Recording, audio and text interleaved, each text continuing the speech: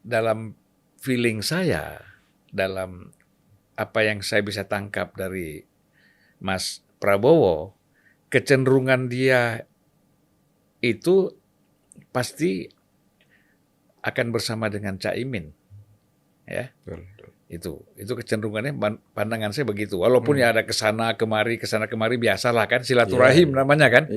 Tapi kan media melihat silaturahim ini sebagai upaya untuk window shopping. Window shopping di musim dingin. Iya. Karena toko tutup semua. Terus saya begini Bang, kalau nih, ini bukan persepsi ya, feeling saya saja. Pak Prabowo itu jenderal. Ahli strategi mestinya, seorang jenderal tentara.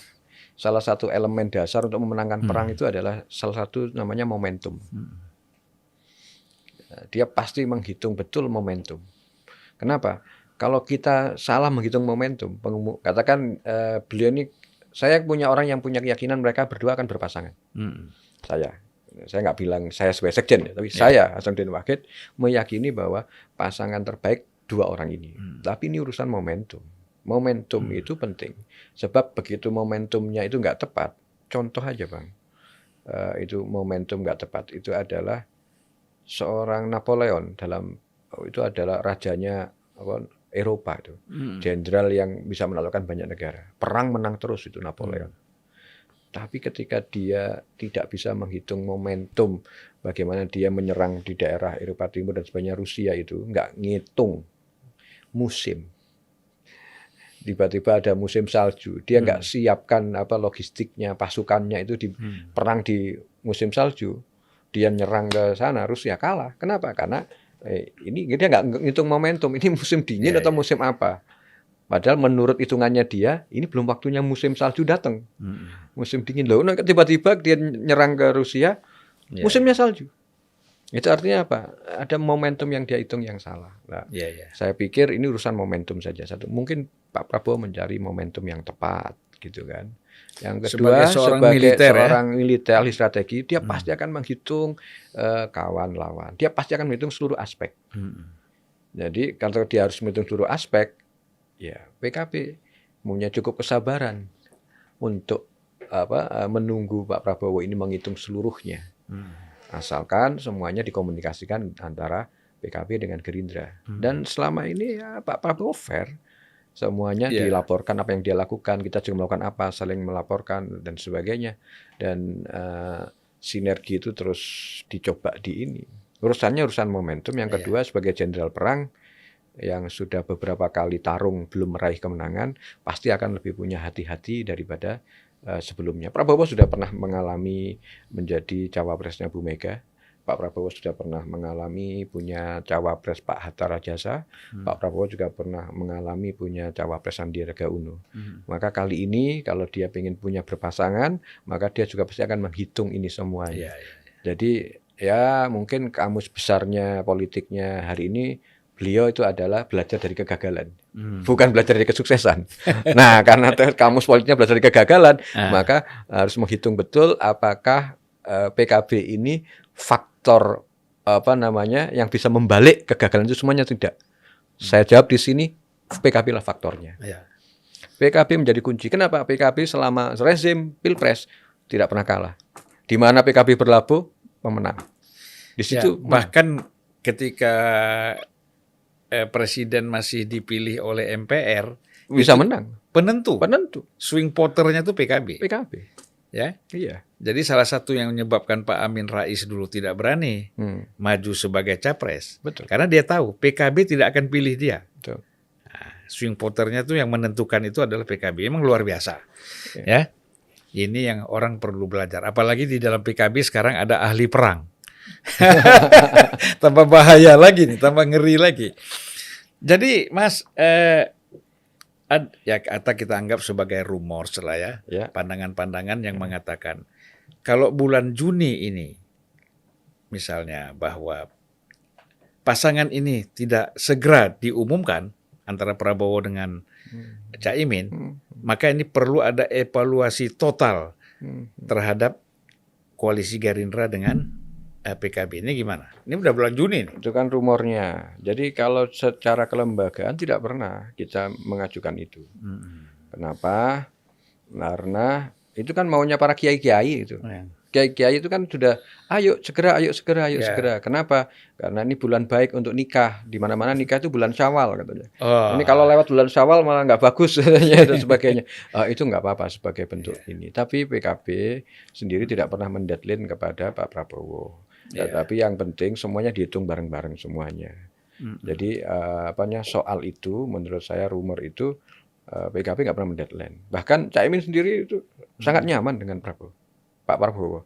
Caimin menyatakan saya nyaman. Ini orang ada visinya, begitu kan. Jadi nggak ada masalah itu.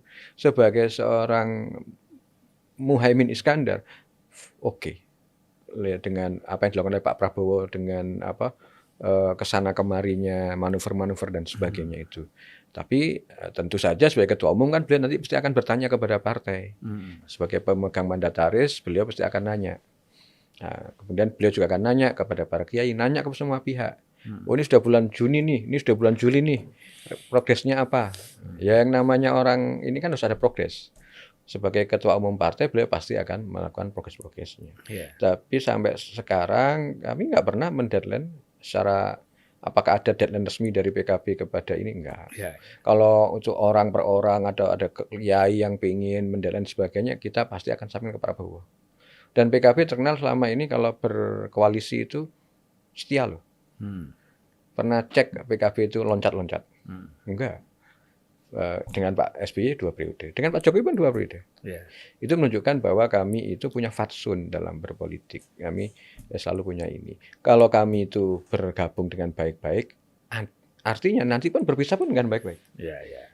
Nah, tadi nggak ada jangan ada ancam, partai tadinya tidak mendukung presiden yang terpilih, tapi lompat ya. PKB kan belum pernah lompat-lompat gitu ya. PKB belum pernah punya track record itu. Gitu kan. Jadi dalam konteks itu sih PKB belum pernah punya track record yang begitu-begituan. Tapi bahwa PKB penentu, saya yakin penentu. Jadi satu lagi ini kan kira-kira 1 bulan yang lalu itu menarik ya. Ada pertemuan antara Pak Prabowo dengan putranya Pak Jokowi ini ya. Gibran. Nah, dengan Mas Gibran. Itu kan terus rame diisukan. Wah, ini Prabowo akan berpasangan dengan Gibran, putranya Pak Jokowi, sebagai cawapres gitu loh. Ya tentu kan kita mau konfirmasi langsung ini. Bagaimana sih ketika mendengar ini dari pimpinan PKB sendiri, bagaimana melihat? Nyantai aja kita. Jadi siapapun dalam konteks tadi itu kan pasti Pak Prabowo mau ngajak Mas Gibran atau mau ngajak siapapun untuk ditawari menjadi pasangannya berdasarkan diktum kerjasama PKB sama Gerindra. Ada poin 4 pasangan capres-cawapres diputuskan oleh Pak Prabowo sama Pak Muhaimin. Pasti kalau seandainya Mas Gibran kepingin gitu. Saya nggak tahu yang kepingin Mas Gibran atau Pak Prabowo-nya kan gitu, karena kita belum tahu pastinya. Ya kan. Nah, tapi kalau katakan beliau Mas Gibran pingin gitu, kan pasti Pak Prabowo sama Pak Muhaimin akan berembuk dong, memutuskan. Gimana kalau kemudian ini Mas Gibran gitu. Nah, itu kalau pasti akan melalui fase itu.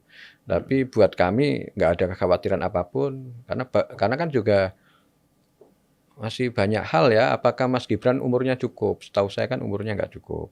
Batas seorang calon presiden 40 ya. Mas Gibran belum 40.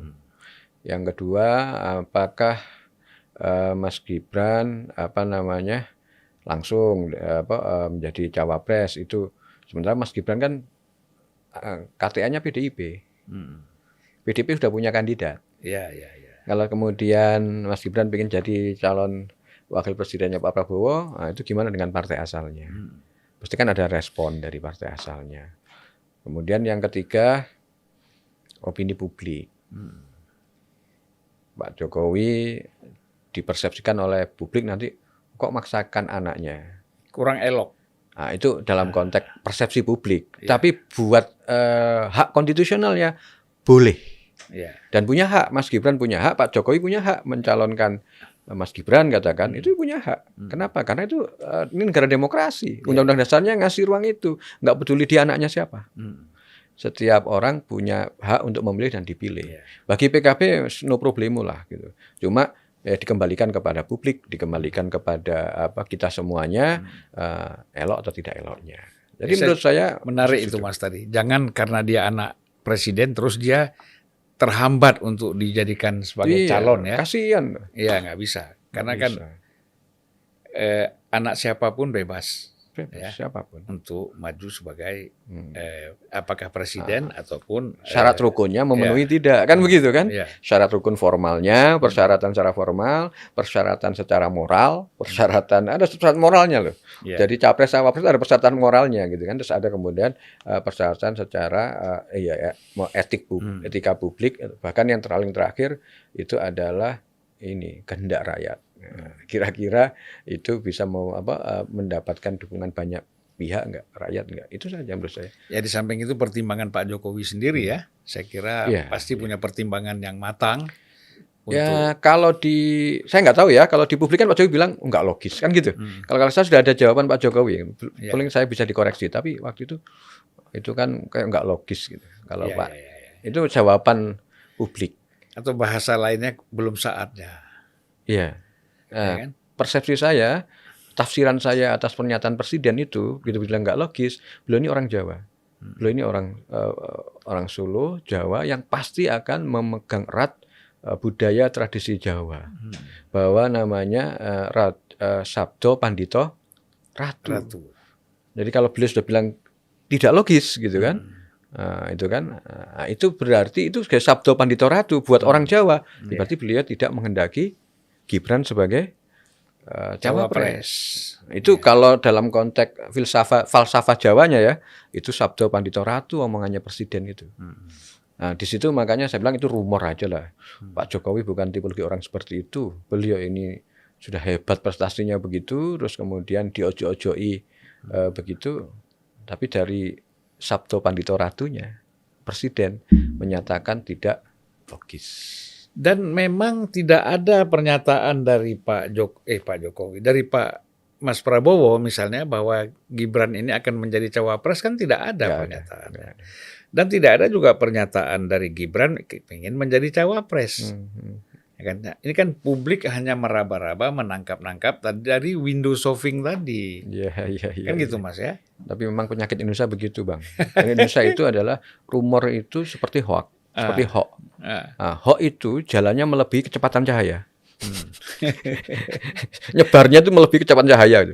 Wah, rumor Mas Gibran cawapres Prabowo. Itu isunya itu melebihi kecepatan cahaya, nyampe kemana-mana. Sementara klarifikasinya dari Pak Jokowi yang dibilang tidak logis tadi itu lambat. Jadi jalannya itu ya jalannya orang jalan kaki lah kira-kira. Jadi tidak tersosialisasikan. Jadi memang di Indonesia itu bahaya itu adalah hoax dan rumor itu penyebarannya melebihi kecepatan cahaya. Ini yang harus dicarikan terapinya, saya nggak tahu. Mungkin Bang Zulfan bisa nyari terapinya ini.